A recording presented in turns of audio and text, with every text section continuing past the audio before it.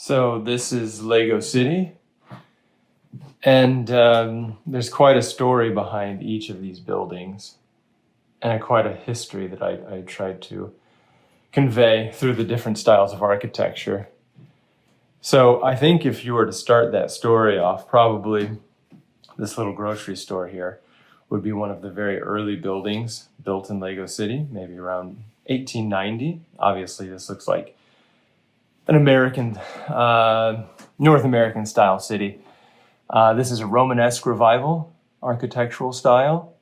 And I tried to accentuate some features to really give this building some character. So there's a giant billboard for Bricacid, obviously stomach relief medicine. There's a giant marquee styled sign there, which I actually haven't decorated with any stickers yet.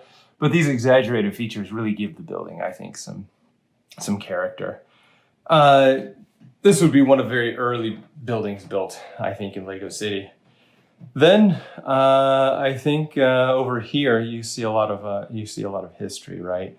So there's a big public square, a big statue, nice big full trees, and this building back here I have called the Arcade Building. An arcade in architecture refers to this series of arches. So you can see the middle of the building is actually kind of carved out to make way for this patio, and kind of creates two towers in the process, with, of course, some bells at the top. So I imagine this building, it's a bit of a Gothic revival, which was popular around the turn of the last century. So maybe around 1900s, 1910s, this building would have been built. And this would have been quite a magnificent structure in the history of Lego City. If you can kind of go back to that and see the scale, this would have been a tower when it was built in its time. And of course, in American history, usually these commercial enterprises, big business, were building big buildings. But I thought this looks more like a governmental building to me. So inside this building, as in the time it was built, this is more like a city hall type building. There's a giant archives in the lower floor, and there's a lot of offices in this building for politicians, and kind of tried to build some politician characters here, making agreements on the future of Lego City out here in the hedge maze. You can see. This character here would have probably been built at the same time. I think if you can see here, these actually cut quite a line. And this character is actually not very, I would say at the top here, not very historically accurate. He's not any kind of leader figure. He looks like he represents more of the builder who has built this city. And I don't think typically you'd have that type of character at the top of a monumental statue like this. From around the 1900s, 1910s. You probably would have had more of a leader figure up here. This guy looks more like a Soviet era, honoring the laborer type of person. But I thought for Lego City, that's appropriate, right? That you have the builder represented at the top of a statue. Just to give you some details down here. You've got a typical park scene. There's a bike rack, nice flower pots, maybe a bit uncharacteristic for a downtown city center. You've got a picnic table with a family enjoying the park here. But yeah, maybe you wouldn't have a picnic table such like that. But in kind of building this very green city, you can see I've also tried to make it green. And if I had more time to pull out the infrastructure and more places to put the infrastructure, I'd have a lot of greenery, kind of bringing the green and nature back into the city. And I think, again, that kind of picnic table is a feature that would allow these minifigure citizens to really enjoy all of that nature. Back here, you've got a little statue, I'll say, probably built around the same period. He's probably more iconic for what you would expect out of a city. He looks like, maybe with that tri-corner hat, he's maybe kind of Paul Revere style. He's maybe the founder of the city. And he's kind of just stuck there in the middle. He actually doesn't belong there, but he's built. So I thought there's some empty space. We'll put him there. He would actually probably go into a museum, which is not built yet. Around the same period, you'd have maybe structures like this. So if you've seen some Romanesque revival in the first building, and here you've got some Gothic art, features. This is maybe just a more of a classical style building with the iconic tripartite structure. One layer at the bottom, then several layers of the center, which repeat, and then you've got a crown at the top. And this building also would have been built around the same period. This obviously is the fire station. And I don't often build vehicles. I often just buy the vehicles which are available on the shelves. But I couldn't find a fire truck. Usually they're pretty massive that would fit into this building. So I have built my own fire truck, and I'm quite happy. I won't pull it out, but you can see there the Chief, which is a minifigure I actually designed while I worked at Lego. He's there getting ready to have a nice fire engine car wash, and there's a grill. Actually, that grill has an interesting story. I was a graphic designer at Lego, but I applied to be a model builder, and that was one of the builds I made to try and impress the hiring manager.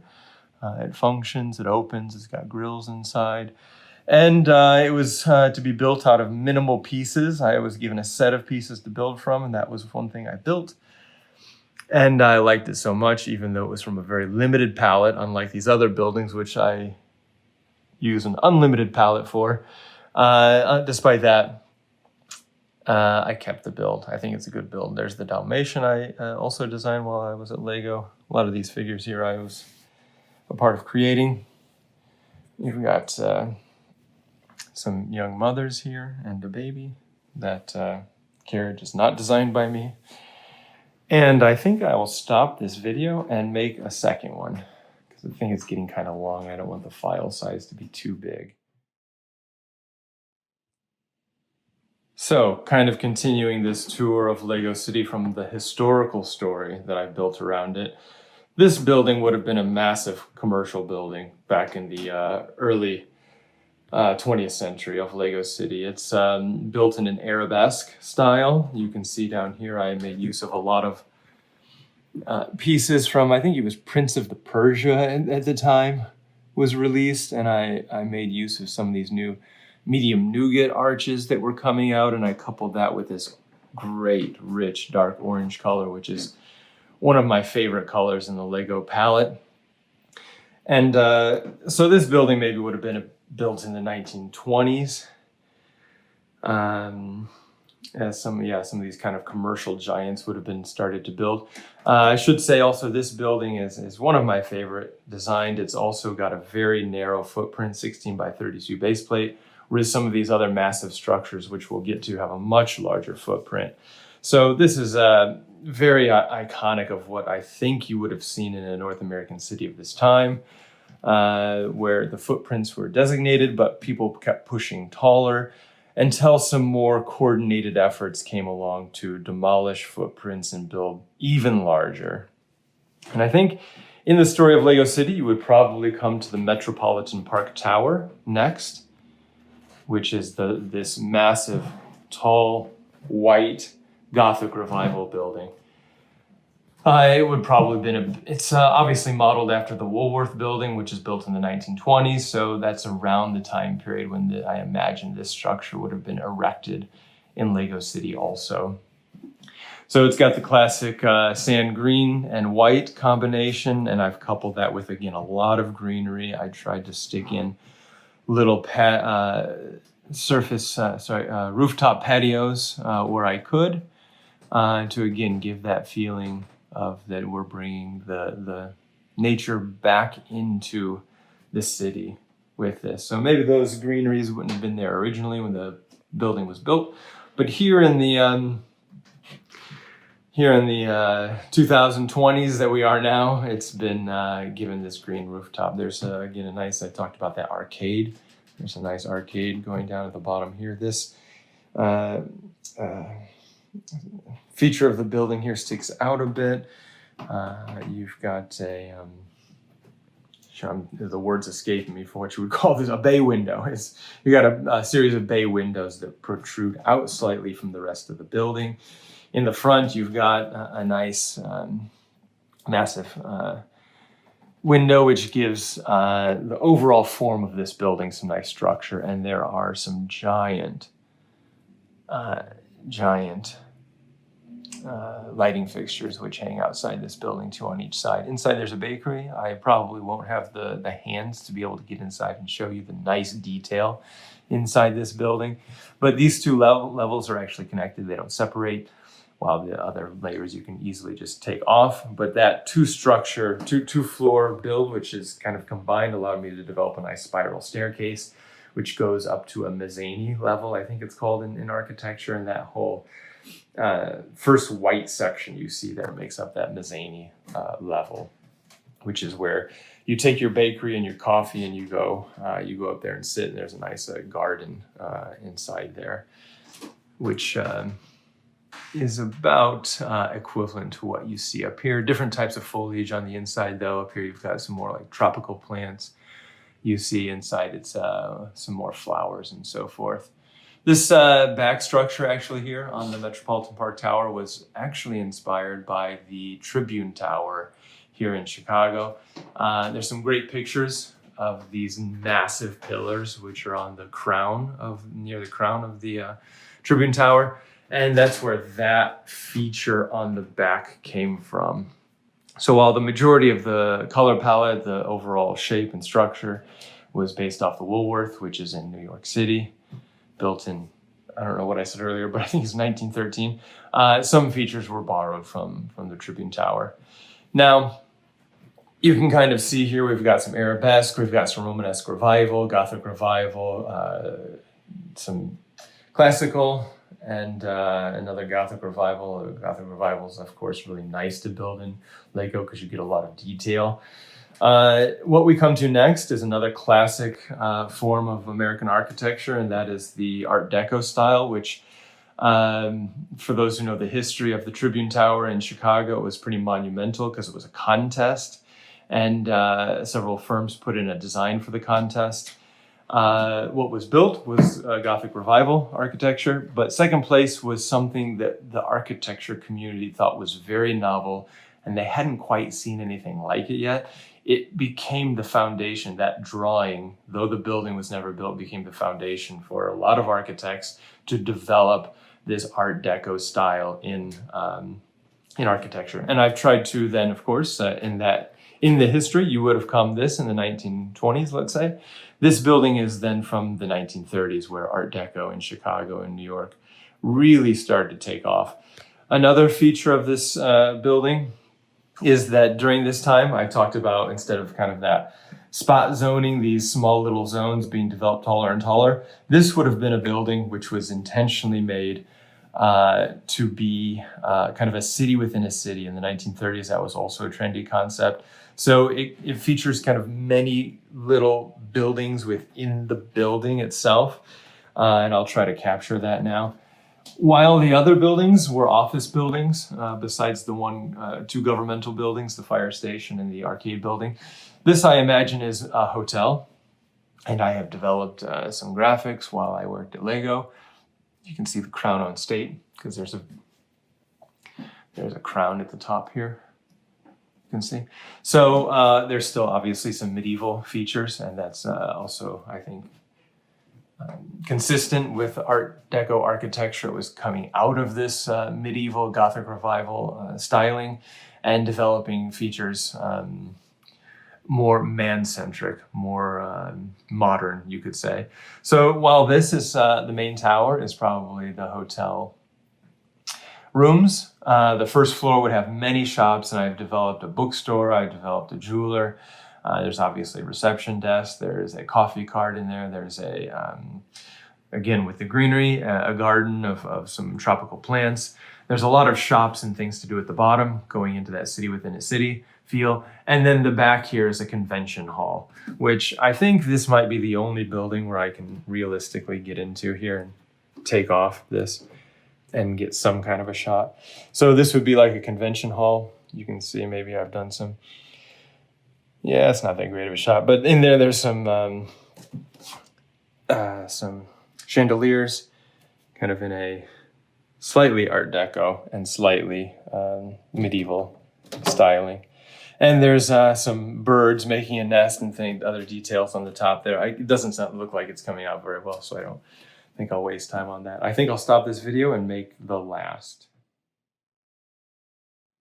So let's wrap this up. We're at what, 1930, mid-century, nearly. You can see a bit of detailing. I really liked this gear element to make these hedges, which also make the hedge maze. I imagine if I had more space to lay out a lot of streets, I would do all kinds of greenery up and down the streets.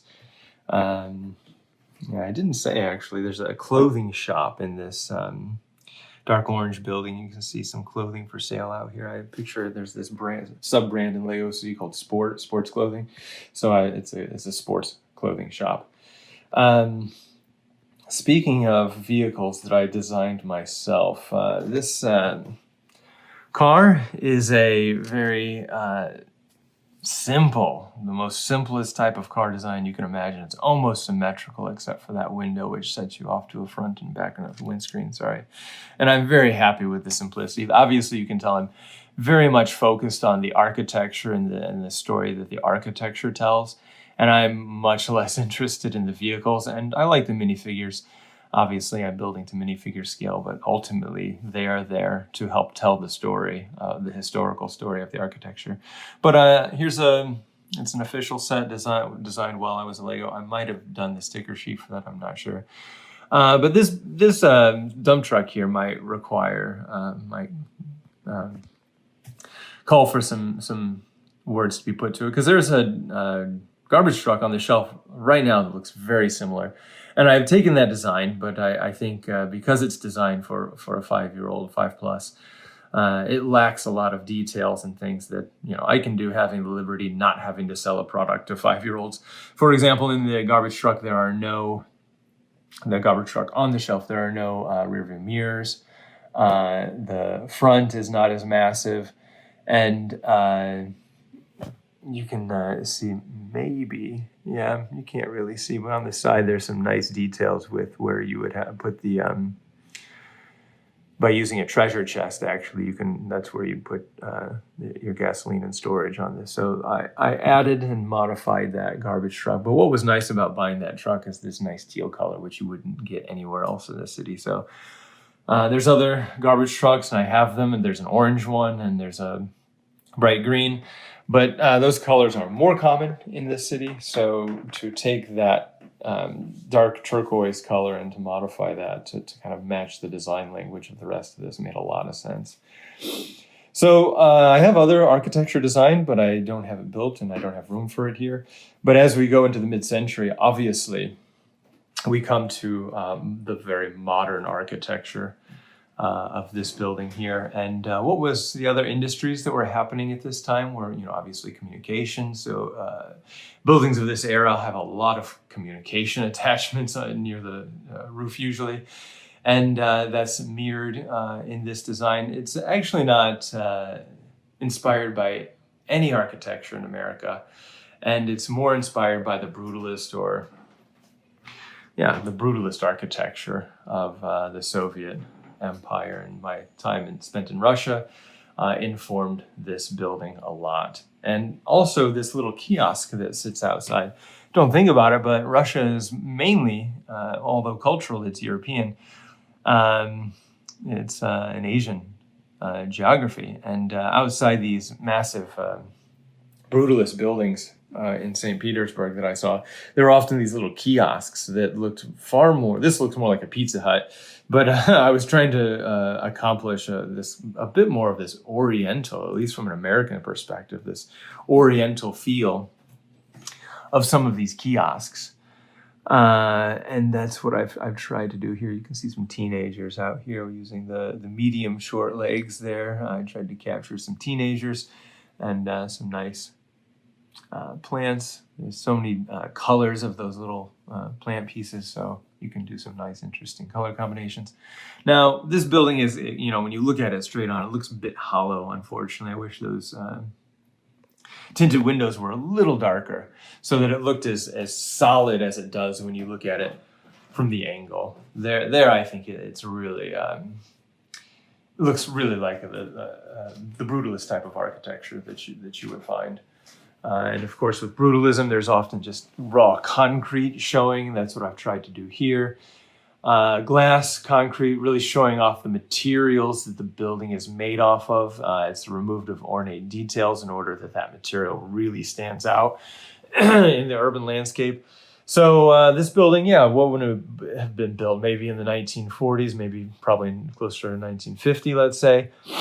And what I have inside of this building is a food court at the bottom. This is something of like the mall. Commercial shopping really would have started to take out in mid-century, right? But again, calling to that communication technology that was really booming. I've called this the LGO Telecom Tower. LGO obviously being a hint to the word Lego. I couldn't think of a better name, so that one was pretty good, I would say. I'm also very concerned about the height of my buildings and how those play together. So obviously we start with very small, and that makes sense with technology and materials get more refined. Steel frame architectures get better, and you can build higher. So I'm very happy with where's the best shot. That's pretty good. Very happy there. You can kind of see the peaks of the 4 tallest buildings here, with the Metropolitan Park Tower being very tall. That's very true of history. The Woolworth building I referenced stood as the tallest building in the world for a long time. The Art Deco buildings are also quite tall, so that is very indicative. You've got the second tallest building is the Crown on State Hotel. And the third tallest building, because the Brutalist architecture didn't really emphasize height. It wasn't so much interested in showing off its impressive money as it was, I think, disturbing the urban landscape and removing, in a growingly busy world, removing ornate detail. So it is tall because technology and materials are allowing for that. But it's not that tall, and that's an aesthetic choice. That's not the story it's trying to tell. However, if you look at those aerials, it's actually the second tallest building, and I think the Sears Tower here in Chicago really made that a big deal, right? Of do we count the aerials? Do we not? There was a building built in Kuala Lumpur, I think it's called, which surpassed the highest floor of the Sears Tower, but with the aerials on the Sears Tower, or the now called Willis Tower, it was still the tallest. So there was a lot of question as to that. So I kind of like that you have the tallest building, clearly tallest winner. It's standing proud. It's the icon of the skyline, right? You have the second tallest building, depending on how you count it. I think clearly here it looks like the second tallest building because the roof is so much taller than the LGO Telecom Tower. But depending on how you count, those aerials make it the second tallest. So kind of some fun details that I think about while I'm looking at this city. And then you have that dark orange building, which I've just named the street name to be funny about it. It's the 4th tallest. It's taller than the arcade building here. So that is the tour of Lego City, the history that I like to tell, and a bit about the vehicles, and I guess less about the minifigures. That's okay. Okay, hope you enjoyed. Thanks for watching. Bye.